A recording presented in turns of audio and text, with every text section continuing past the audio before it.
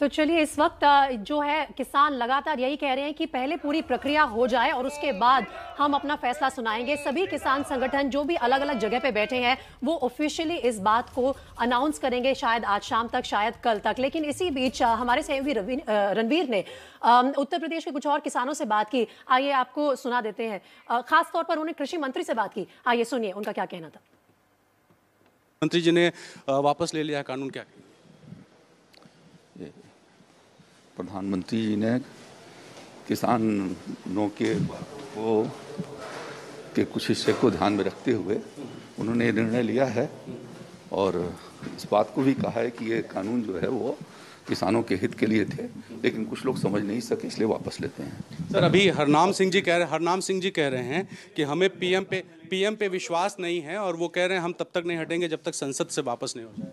हमें आप चलिए, इस समय नहीं कुछ कहेंगे हम। सर, इस पे बता दीजिए, वो धन्यवाद, विश्वास नहीं है। धन्यवाद आपको। तो आप देख सकते हैं कि सूर्य प्रताप शाही जी जो यूपी सरकार के कृषि मंत्री हैं, उनका कहना है कि प्रधानमंत्री ने ये जो फैसला है इसको वापस लिया है और किसानों के मांगों को देखते हुए। कैमरा पर्सन प्रेम सिंह के साथ रणवीर, एबीपी न्यूज़, लखनऊ। तो सूर्य प्रताप शाही कृषि मंत्री उत्तर प्रदेश के जो कह रहे थे, ये जो घोषणा जब तक पार्लियामेंट सेशन में इसका विथड्रॉ नहीं होगा तब तक ये प्रोसेस संपूर्ण नहीं होंगे, तब तक हम इंतजार करेंगे। और दूसरी बात है, इसमें हमारा किसान का जो समस्या हाल नहीं हो रहा है।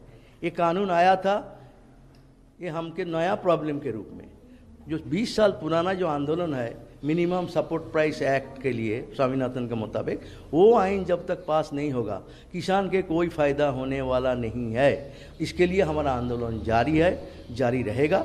26 नवंबर हम आंदोलन के 1 साल पूरा होगा। पूरा देश में लाखों किसान रास्ता में उतरेगा इस दाबी में। उसके बाद हम 26 नवंबर हम देखेंगे।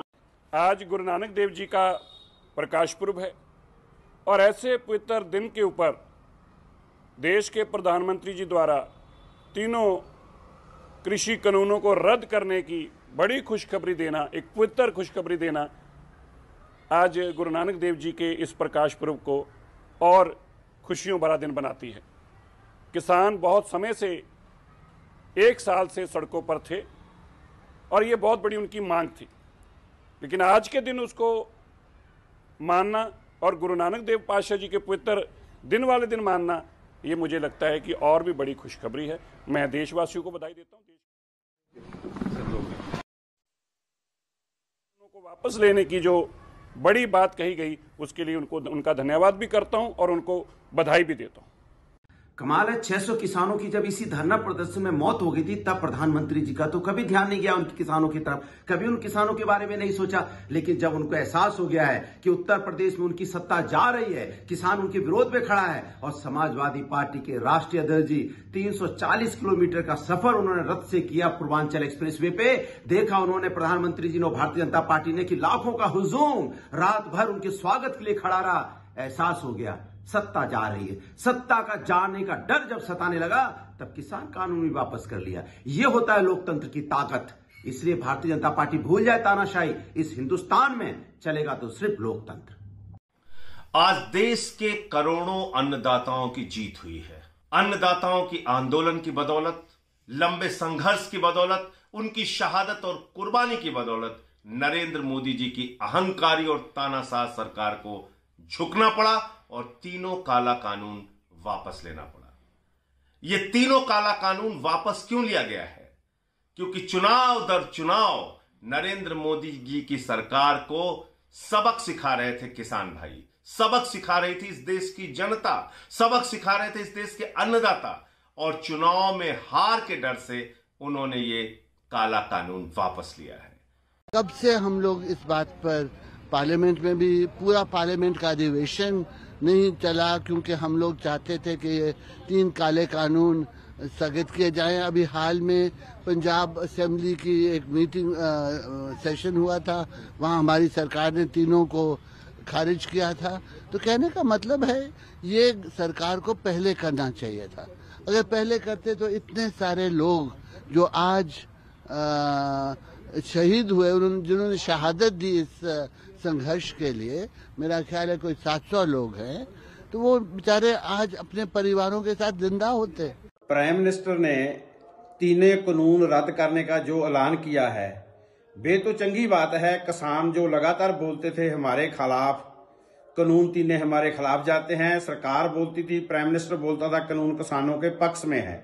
आज उनके रद्द करने की, प्राइम मिनिस्टर के बोलने के, माफी मांगने के बाद ये बात सच हुई कि किसान वहां जो लड़ते थे वो अपना नुकसान और फायदा सोच रहे थे। उनकी बात ठीक थी कि कानून किसानों के विरोध में है। किसानों की खेती पर कब्जा करने का कारपोरेट का एक हथियार था। दूसरी बात है कि सरकार ने एमएसपी पर प्राइम मिनिस्टर ने कुछ नहीं बोला। हमारे लिए जितने तीनों कानून रद्द करना जरूरी है उतना ही एमएसपी पर कानून बनाना भी जरूरी है। ये कानून कैसे रद्द होंगे, पार्लियामेंट में करेंगे, क्या करेगी सरकार, ये तो किसानों के साथ बैठकर बात होगी।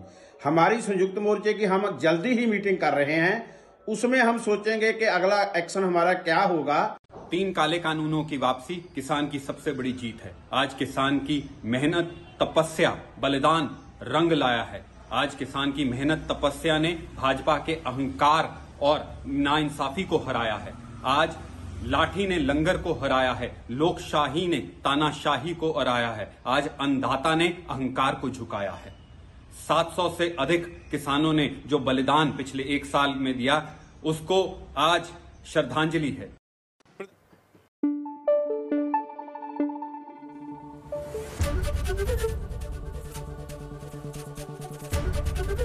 एबीपी न्यूज आपको रखे आगे।